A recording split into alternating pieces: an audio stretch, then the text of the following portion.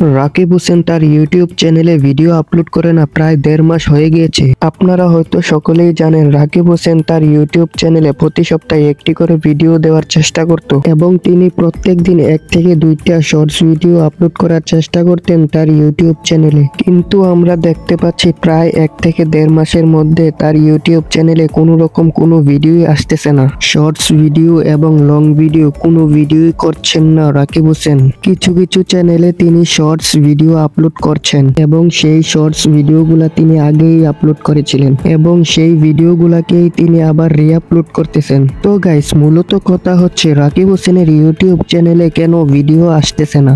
রাকিব হোসেন কি তাহলে বর্তমানে দেশের বাইরে রয়েছেন নাকি বাংলাদেশের ভিতরেই আছেন রাকিব হোসেন? এবং হঠাৎ করে 10 মিলিয়ন সাবস্ক্রাইব কমপ্লিট হওয়ার পরে কেন ভিডিও দিচ্ছেন না রাকিব হোসেন? এই নিয়ে রাকিব হোসেনের ভক্তদের মধ্যে অনেক প্রশ্ন এবং তাদের ভক্তরা অনেক ভয়ে রয়েছেন কেন তারা ভিডিও দিচ্ছেন না। রাকিব হোসেনের কি হয়েছে? তিনি কি কোনো বড় ধরনের অসুস্থতায় ভুগছেন নাকি না? সবকিছু জানতে আজকের এই ভিডিওটি সম্পূর্ণ দেখতে থাকুন। এক কথায় রাকিব হোসেনের ভক্তরা এখন রয়েছে খুব দুশ্চিন্তায় রাকিব হোসেনকে নিয়ে। তিনি হঠাৎ করে তার ইউটিউব চ্যানেলে ভিডিও না দেওয়ার কারণটা কি হতে পারে? এই নিয়ে অনেকে অনেক রকম বিশ্লেষণ করছেন তার ভক্তরা। আজকের এই ভিডিওতে রাকিব হোসেনের ভিডিও আপলোড না করা এবং তার সোশ্যাল মিডিয়াতে ইনঅ্যাক্টিভ থাকার ব্যাপারে কয়েকটা কারণ বলবো এবং আজকের এই ভিডিওতে বলা কয়েকটা কারণের মধ্যে একটি কারণ রাইট হতে পারে আশা করছি। প্রথম কারণটা হচ্ছে রাকিব হোসেনের ইউটিউব চ্যানেলে 10 মিলিয়ন সাবস্ক্রাইব কমপ্লিট হয়েছে। আপনারা তো জানেনই 10 মিলিয়ন সাবস্ক্রাইবার এটা কোনো সাধারণ ব্যাপার না এবং এই জন্য রাকিব হোসেনকে করতে হয়েছে প্রত্যেক দিন 1 থেকে 2টি শর্টস ভিডিও। আর এই শর্টস ভিডিওগুলো তার নিজের থেকে আইডিয়া নেওয়া, তারপর ভিডিও শুট করা এবং ভিডিও এডিটিং করা।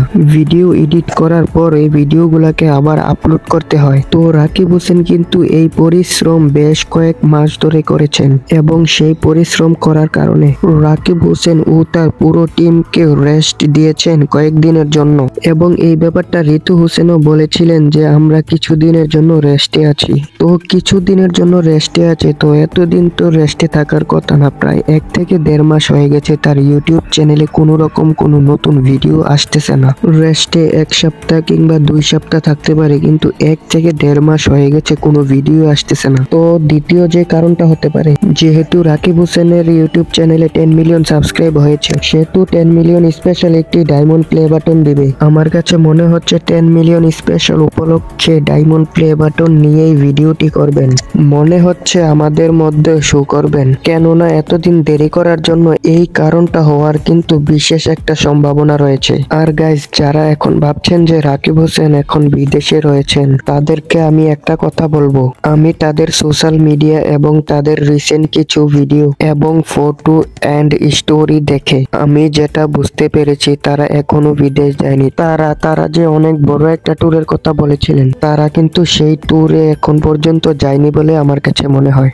এটা হচ্ছে আমার পার্সোনাল কমেন্ট। আপনার কাছে কি মনে হয় অবশ্যই কমেন্ট করবেন। সর্বশেষ আমি একটা কথাই বলবো, রাকিব হোসেন যেহেতু এতদিন লেট করতেছেন ব্লগ দেওয়ার জন্য, অবশ্যই রাকিব হোসেন সেটার পেছনে ভালো কোনো কারণ রেখেছেন। কেননা প্রত্যেকবারই এরকম যদি লেট করেন, বড় একটা ধামাকা দেওয়ার চেষ্টা করেন রাকিব হোসেন, যেহেতু এবার 10 মিলিয়ন সাবস্ক্রাইবার হয়েছে, অনেক বড় একটা ধামাকা নিয়ে আসবেন আমরা আশা রাখছি এবং তিনি আনবেন এটাই আমরা বিশ্বাস করি। তো তার 10 মিলিয়ন স্পেশাল এবং তার নিউ ব্লগের জন্য অপেক্ষা করতে থাকুন। হঠাৎ করে একদিন তার নতুন ব্লগ চলে আসবে এবং আমরাও কিন্তু আপডেট দিব। তো এরকম প্রতিনিয়ত আপডেট পেতে আমাদের চ্যানেলটি লাইক এন্ড সাবস্ক্রাইব করে পাশে থাকুন।